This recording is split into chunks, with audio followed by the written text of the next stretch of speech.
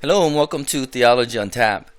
Hey, I found this article from a magazine called Church Leaders, and the title is What Non-Christians Really Think About Christians. And I want to go over this with you. And look at what it says down here. These surprising insights about what non-Christians think of Christians can profoundly impact your outreach. So here we go. Number one. Christians are against more things than they are for. It just seems to me Christians are mad at the world and mad at each other. They are so negative. They seem unhappy. I have no desire to be like them and stay upset all the time. I don't know if that's true or not. I think a lot of Christians are happy. But I do agree that most Christians are against more things than they are for. Definitely, and that has a lot to do with theology. If you watch my other videos, I have a great problem with Christian theology. Main theology that I'm against is that if you don't believe in Jesus Christ, you're gonna go to hell, and that if you believe in Christ, then you gotta live a certain righteous or holy life, and they tell you a list of things that you're not supposed to do. And the big problem is, in the Old Testament, God gave us the 10 Commandments along with a few others, but Christians tend to add a lot more to the things that we're not supposed to do. Definitely so. So it turns out, I don't know if they're unhappy or not. It seems that a lot of Christians do have a lot of complaints about the world. So number one, that is a big, huge problem. Of course, I think the answer to number one is stop making rules. Get rid of the laws. Stop telling people what not to do, and live a life that we believe is the right way to live, but don't force people what they should or should not do. They should take care of it. Number two, I would like to develop a friendship with a Christian. I guess some people would like to have a friend that is Christian, but if they really do believe that Christians are against more things, and they argue and they seem unhappy, I don't know why they would like to develop a friendship with Christian. I don't know. Plus, I don't know if looking for Christians to be a friend with is a good thing or not. I mean, you just want to be friends with somebody that is, nice to you, or somebody that you want to be nice to. Number three, I would like to learn about the Bible from a Christian. If you want to learn about the Bible, I suggest that you come back to this channel, because I started putting up some Bible study stuff on here, and I think you'll be very surprised at how different my theology is from the others, the more of the mainstream.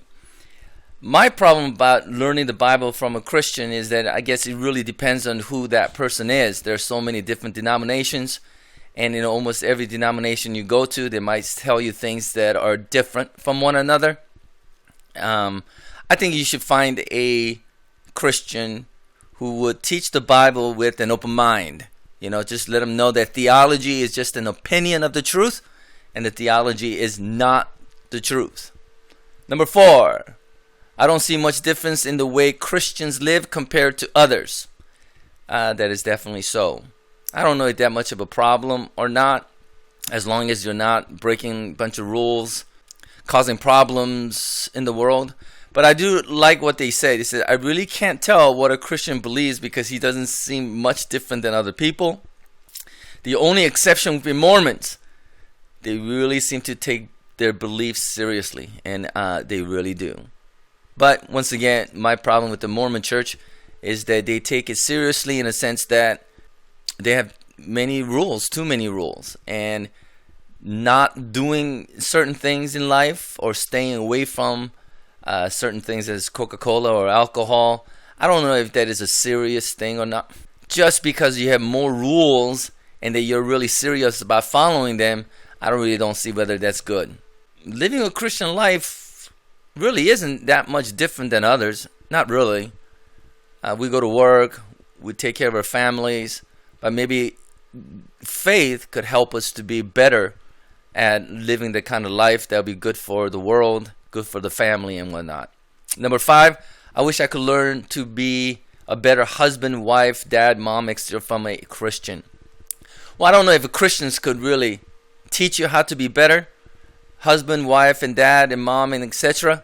I do believe, though, if you have fellowship with God, if you have the God in you, the Spirit of God that is in you, if you were to just plug into Him, I am sure God would help you to be a better husband, wife, dad, mom, and all the other stuff. I don't know if Christians could really help you to be a better husband and wife, because once again, I think when you go to a church to help a couple or anyone to be better, what they'll tell you is not to do certain things. And I don't know if that is better or not. Number 6, some Christians try to act like they have no problems. Yeah, I guess some people are like that. A lot of people are very much into this positive thinking kind of a thing, where, you know, if something bad happens, they always say, well, at least nobody died. Or a lot of times they seem to say, Christians seem to say that, oh, there has to be some kind of a reason. There is a reason why bad things happen, so therefore you could be happy. Well, to be honest with you, I personally, I'm not like that. I think I have a very good relationship with God, but my mind is very negative. You know, I always expect the worst in the world. But I don't know why that is such a bad thing. Why do you have to be all positive and happy all the time? Is that a godly thing to be happy? You know, Jesus said that if we know Him, we would have an abundance of life. That is something that I think God gives us. But He didn't really promise a happy life with no problems. Right? Everybody has problems. In fact, I think Jesus said that if you have fellowship with God, that we will have more problems in the world. So, you know, we try to act like, you know, we don't have any problems. I don't think that is good either, because maybe we could lure some people into being a Christian, because I guess once you have God, you stop having problems, which is not true. Number 7, and this seems to be the last one, I wish a Christian would take me to his or her church.